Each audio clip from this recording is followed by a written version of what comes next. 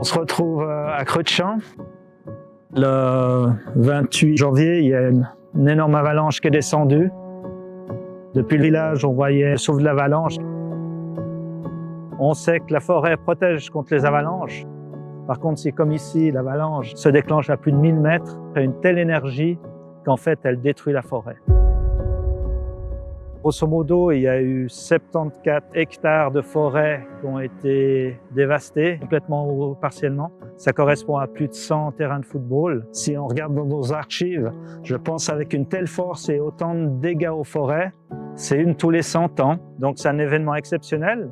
On a les dates quand ça s'est passé la dernière fois, mais on a peu d'informations, où étaient les dégâts et tout. Donc la cartographie, elle est aussi importante pour le cadastre des événements. Comme elle est exceptionnelle, c'est d'avoir des informations précises sur la zone où il y a eu les dégâts par les souffles, mais aussi du dépôt d'avalanche pour estimer le volume de cette avalanche.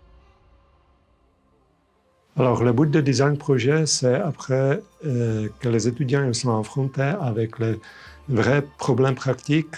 On était déjà en contact avec les jeunes entreprises Usufly pour l'autre projet, quand on était contacté par le service forestier avec un but très urgent et particulier de faire la cartographie des avalanches. Les étudiants sont confrontés avec 3 défis principaux. La première difficulté, c'est faire planifier le vol et faire sa acquisition des données. Deuxième chose, c'est traiter les données de façon qui sont fiables et autonomes.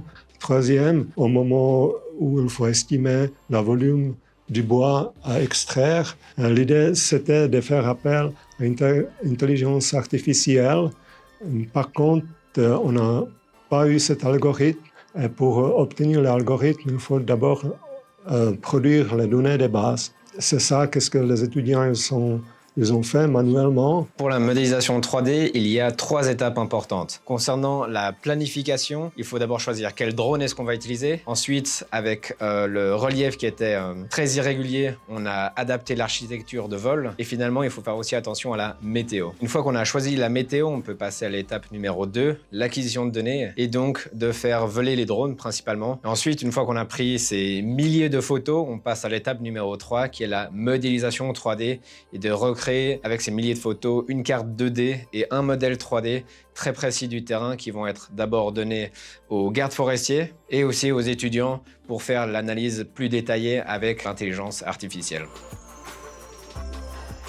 Les travaux ont dû débuter dès la fonte de la neige, le plus rapidement possible pour différentes raisons. La première, c'est le long des berges pour qu'on n'ait pas de risque d'embâcle. L'autre raison d'intervention, c'était le risque d'épidémie dû au bœuf-triche. Et puis la troisième raison, c'est que pour le tourisme, il y a un parcours santé, il y a des sentiers pédestres, donc la sécurité de ces chemins devait être réalisée. C'est surtout la carte 2D qui nous a été utile dans un premier temps, pour vraiment estimer où se trouvent les dégâts. Et la cartographie, elle va être aussi utile, c'est pour la suite, parce que comme c'est assez grand, on a fait des choix stratégiques de sécurité, c'est d'avoir des bonnes données de base pour pouvoir suivre l'évolution future et avoir le suivi de la zone. On est courant juin et on arrive sur la fin des travaux les plus importants, et puis on pourra dire que l'opération sécurité est vraisemblablement réussie.